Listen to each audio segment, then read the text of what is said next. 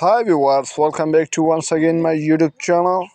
Operation suspended on some Kahin, Tokyo Line and Takido Line expected to resume around 5 into 40 p.m. According to JR East, operation on the Kahin Tokyo Line have been suspended due to an accident that occurred between Toshoromi Station and Kawasaki Station. Operations are expected to resume around 5 to 40 p.m.